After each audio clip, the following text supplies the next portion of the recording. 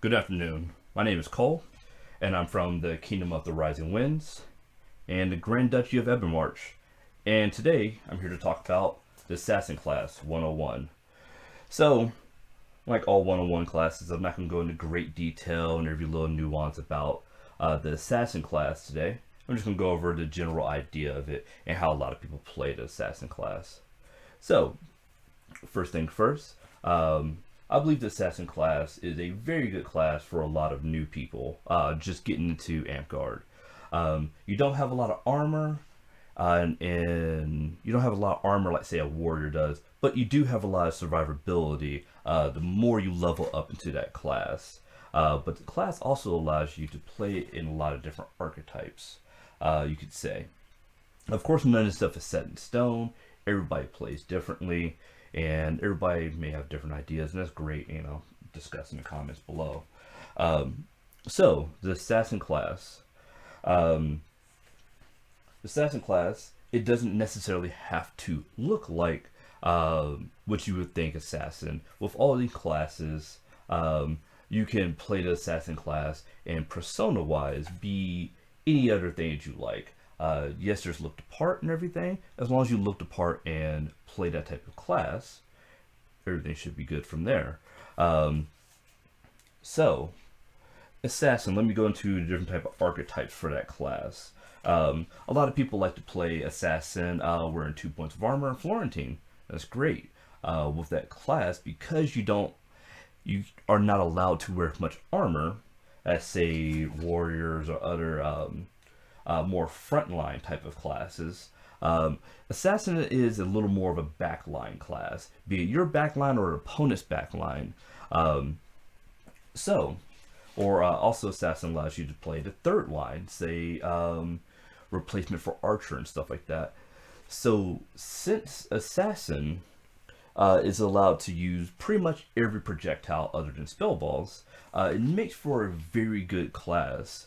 To play that third line, that very long distance shooting. Or even that second line where you have a lot of spell balls. I've always recommend to keep a pouch with you, pretty much with any class. Worst comes to worst, you keep water bottles in there.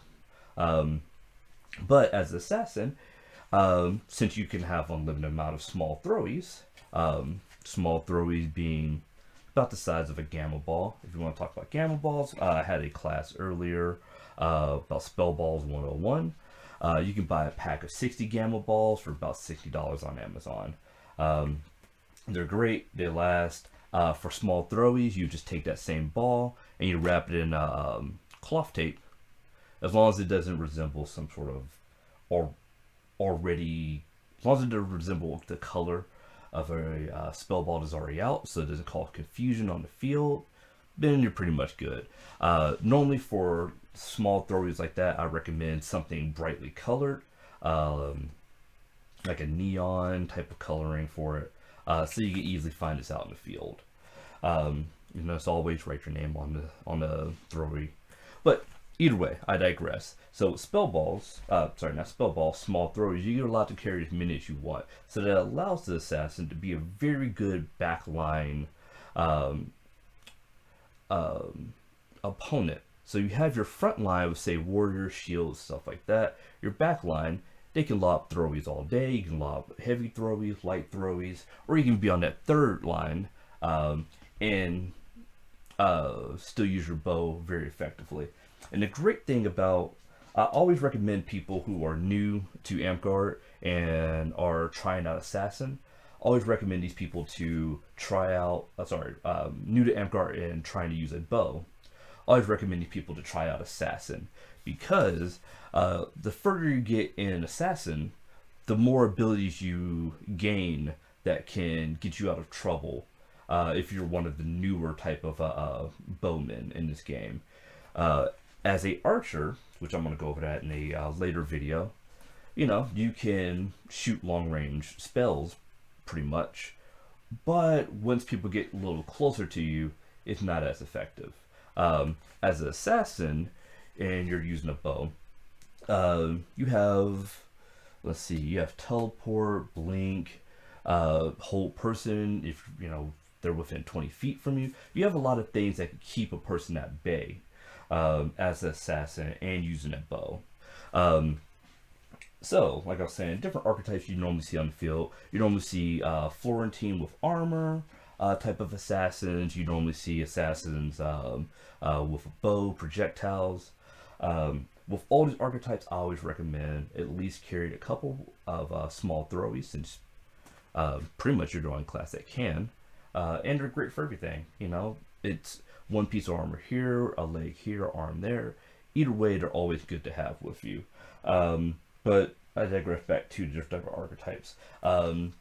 Yep, so there are, if you're a better fighter, maybe you play in front line because you can still do the whole person. And if things go bad, you still have your different spells to actually get out of that situation. Other archetypes are what you call recon, because say in larger quest battles and larger games like Keep on the Borderlands, you as an assassin, you can run out ahead of everyone else and scout out what's going on, what are people doing, what objectives you may have to do out there, and still, if things go bad, you have a way to evade and actually get out of there. Unlike, say, a warrior running out there in all of his armor and, you know, comes upon 5-6 people, something like that. And then you also have what I personally like to do as an assassin is try to get to the opponent's back line. Because as an assassin, you have things like teleport, and you have blink, you have step in the shadows, you have these other things that can get you out of trouble. As an assassin, I like to try to get to their back line, cause disruption, mainly try to kill supports or kill their archers or the things in their back line. And more or less cause a ruckus while in their back line, so my front line can work more effectively.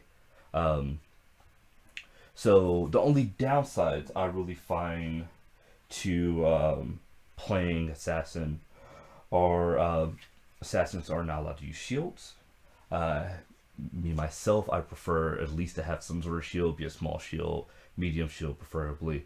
If you're not a shield fighter, it's a great class to start with.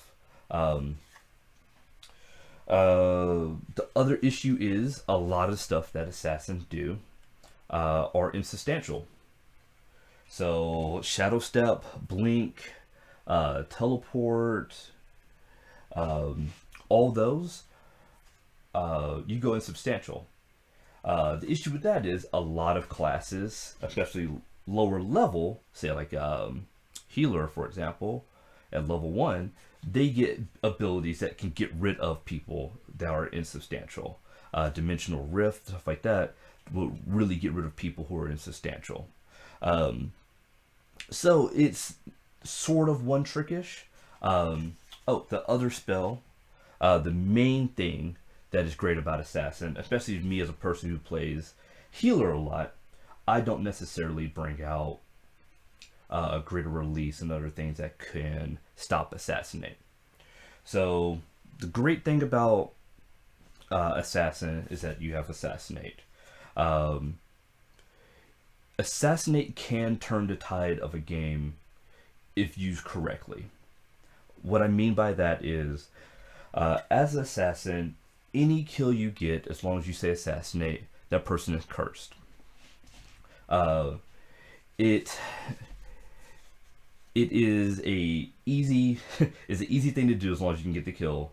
But what I mean by it can turn the tide of battle is, as a healer, things that can get rid of curse are per refresh spells, unless of course you you get other things to make it per life or whatever, or easier to recharge. But more or less, those things are expensive as a healer, or you have to take a lot of time to recharge them.